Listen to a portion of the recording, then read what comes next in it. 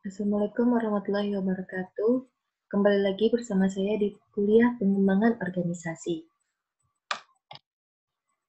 Selanjutnya kali ini kita akan membahas memahami materi terkait jenis-jenis intervensi SDM dalam pengembangan organisasi yang meliputi pelatihan kepekaan, umpan balik survei, konsultasi proses, pembinaan tim kerja, dan pengembangan kerjasama antar kelompok.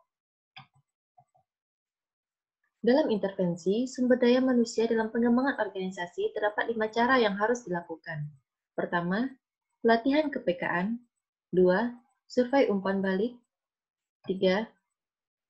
Konsultasi proses. 4. Pembinaan tim. Dan 5. Pengembangan antar kelompok. Adapun latihan kepekaan.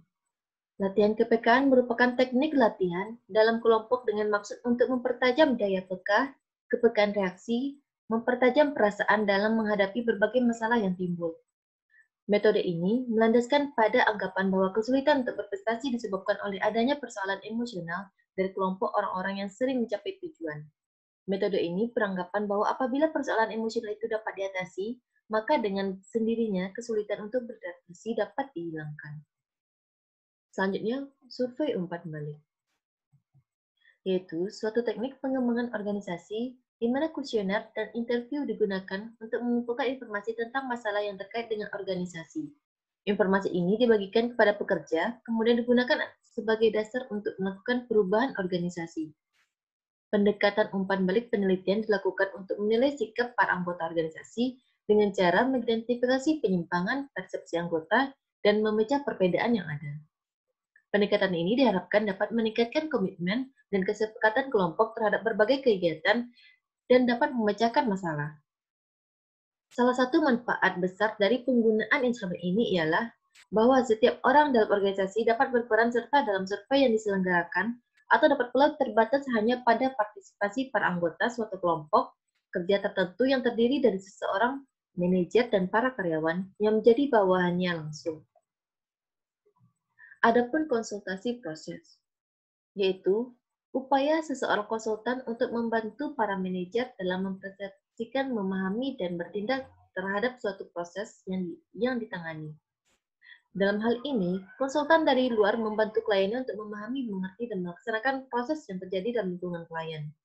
Bidang yang dituju konsultasi proses mencakup komunikasi, peranan-peranan fungsional para anggota kelompok, pemecahan masalah, dan pengambilan keputusan kelompok, norma, dan pertumbuhan kelompok, kepemimpinan dan wewenang, serta proses-proses antar kelompok.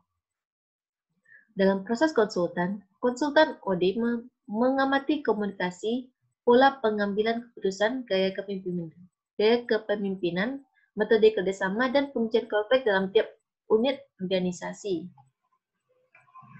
Adapun pembinaan tim adalah pendekatan yang bertujuan memperdalam efektivitas serta kepuasan tim individu dalam kelompok kerjanya atau tim, di mana teknik team building ini sangat membantu kerjasama dalam tim yang menangani proyek dan organisasi. Adapun pengembangan antar kelompok. Pengembangan ini memusatkan perhatian pada konflik antar kelompok dan memperbaiki antar kelompok dengan cara memecahkan masalah yang muncul di antara kelompok. Jadi, peningkatan antar kelompok berfokus pada peningkatan hubungan baik antar kelompok. Ketergantungan antar kelompok yang membentuk kesatuan organisasi menimbulkan banyak masalah dalam koordinasi.